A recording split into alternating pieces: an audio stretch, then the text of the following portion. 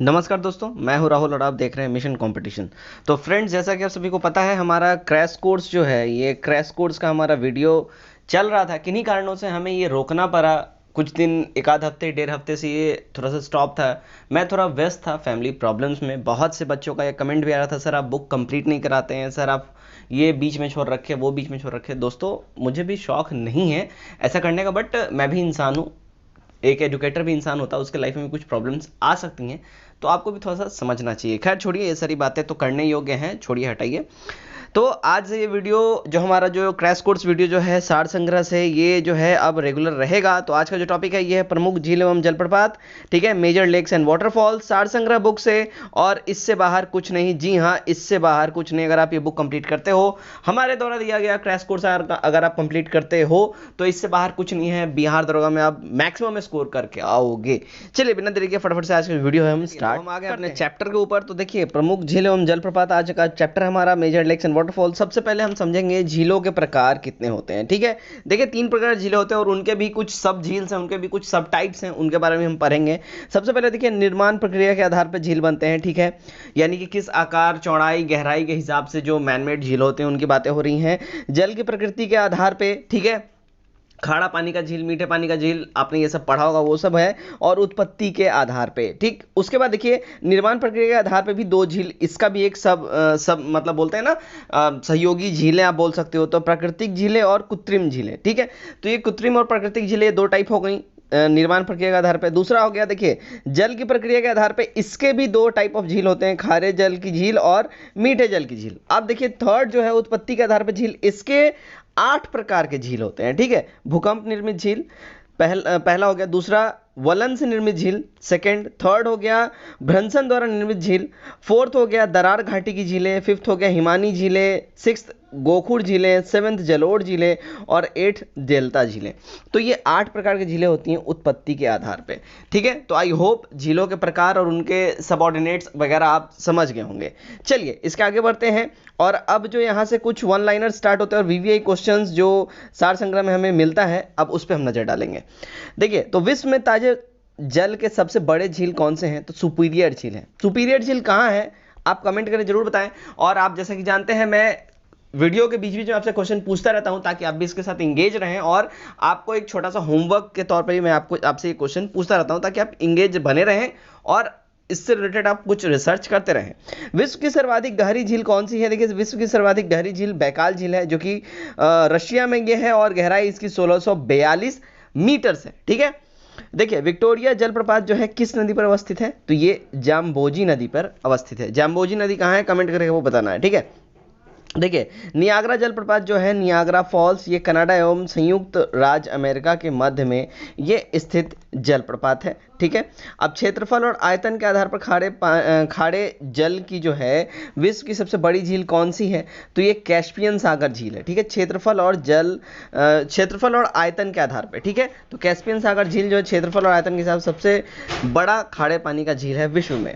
प्रसिद्ध अंगुलीनुमा झील जो है, यानी फिंगर्स लेक, ठीक है, किस देश में ये स्थित है? तो ये संयुक्त राज्य अमेरिका में है। 11 झीलों का ये समूह है, और 11 झीलों का समूह मिलकर ये फिंगर्स लेक यानी अंगुलीनुमा लेक ये झील बनाते हैं। विश्व का सबसे ऊंचा जलप्रपात, ठीक है, कौन सा है? तो एंजिला जलप्रपात है विश्व का सबसे ऊंचा जलप्रपात। अब देखिए, ग्रेट सॉल्ट लेक किस श्रेणी की झील के अंतर्गत ये आता है? तो ये दरार घाटी यानी रिफ्ट वैली की झील के अंतर्गत ये आता है, ठीक है।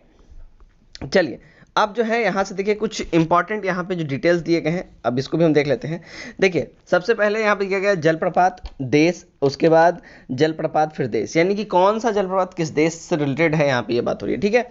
देखिए, मैंने ऊपर आपको 2 झील के बारे में पूछा था, ठीक है, कि सुपीरियर झील कहाँ है, उसके जाम्बोजी नदी कहाँ है।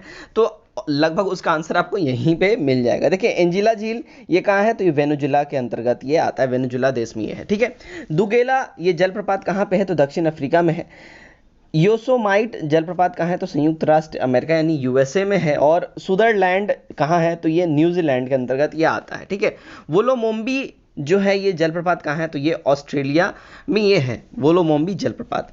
गैवेन ये फ्रांस में आते हैं। और टाइसेफाइलेन ये नॉर्वे में है जलप्रपात। रिचेन घैव जो है जलप्रपात ये स्विट्जरलैंड में है, और मार्डल्स फोशेन नॉर्वे में ये जलप्रपात है। रिबन की बात करें तो ये यूएसए में ये जलप्रपात है। अब देखिए यहाँ पे लुडविंग नहर जो है, लुडविंग कैनल दक्षिण जर्मनी के आंतरिक जलमार्ग यानी कि इंटरनल वाटरवे के रूप में प्रयोग की जाती है। किसे? तो लुडविन कैनल को, लुडविन नहर को। ध्यान रखें इस बात को, क्वेश्चन ये एग्जाम में आ सकता है। अब देखिए क्षेत्रफल के आधार पर विश्व की प्रमुख झीलें, उनके बारे में हम यहाँ पे कुछ बात कर लेते हैं। कैस्पियन सागर देखिए ये कहाँ स्थित है, तो कैस्पियन सागर जो है, मैंने फर्स्ट क्वेश्चन पूछा था ये कहाँ पे है। देखिए कैस्पियन सागर कजाकिस्तान, रशिया, तुर्कमेनिस्तान, अजरबैजान और ईरान, इन सारे देशों से होकर कैस्पियन सागर गुजरती है, बहती है। इसलिए मैंने आपसे क्वेश्चन पूछा था कि ये कहाँ है, किस देश में है। आप इसका कमेंट करके आंसर जरूर बताएं, क्योंकि ये एक देश में लाई नहीं करता है। सुपीरियर झील की बात करते हैं। सुपीरियर झील जो है देखिए कनाडा और संयुक्त राज्य अमेरिका से होकर गुजरती है। विक्टोरिया झील की बात करें तो युगांडा, केन्या और तंजानिया से होकर गुजरती है। ह्यूरॉन की बात करें तो कनाडा और संयुक्त राज्य से होकर गुजरती है ये। मिशिगन की बात करें तो ये यूएसए से ही होकर ये सिर्फ और सिर्फ ये झील गुजरती है। ग्रेट बैरियर की अगर हम बात करें तो ये कनाडा से होकर गुजरती है। ग्रेट स्लेव कनाडा से सॉरी, ईरी की बात करें तो ये कनाडा और यूएसए दोनों से संयुक्त रूप से होकर गुजरती है। विनीपेग की बात करें तो कनाडा से होकर गुजरती है। अब यहाँ देखिए, यहाँ जो याद रखने वाली बात है, ग्रेट बैरियर, ग्रेट स्लेव और विनीपेग, ये तीनों कनाडा की झीलें हैं। इनको ध्यान से बिल्कुल याद रखें, और कनाडा में सबसे ज़्यादा झीलें यहीं से बहती हैं। आगे भी आपको नाम सुनने मिलेगा, तो आप स्क्रीनशॉट लेते जाएं या फिर कॉपी कलम लेके बैठे नोट डाउन डेफिनेटली करें। ओंटारियो झील ये कनाडा और संयुक्त राज्य अमेरिका से होकर गुजरती है। लाडोगा ये रशिया से होकर गुजरती है। बलखश ये कजाकिस्तान से होकर गुजरती है। ओनेगा ये रशिया से होकर गुजरती है। और अगर बात करें तो आथाबास्का की अगर बात करें तो ये कनाडा से होकर गुजरती है, फिर से कनाडा आ गया।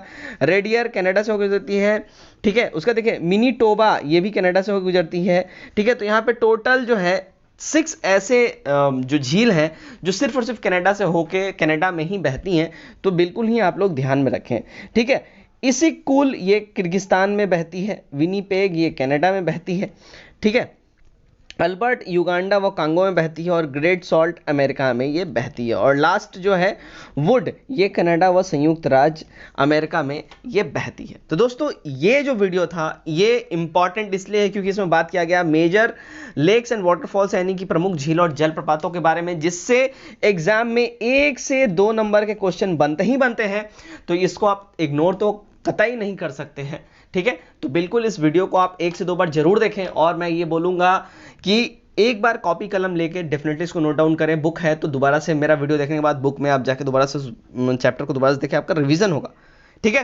तो ऐसे करके आप इस वीडियो को और ज़्यादा सटीक तरीके से ध्यान में रख सकते हैं, याद कर सकते हैं, क्लियर कर सकते हैं। चलिए तो आज के वीडियो में बस इतना ही। उम्मीद करता हूँ ये वीडियो और ये जो चैप्टर आपके समझ में आया हो, ठीक है।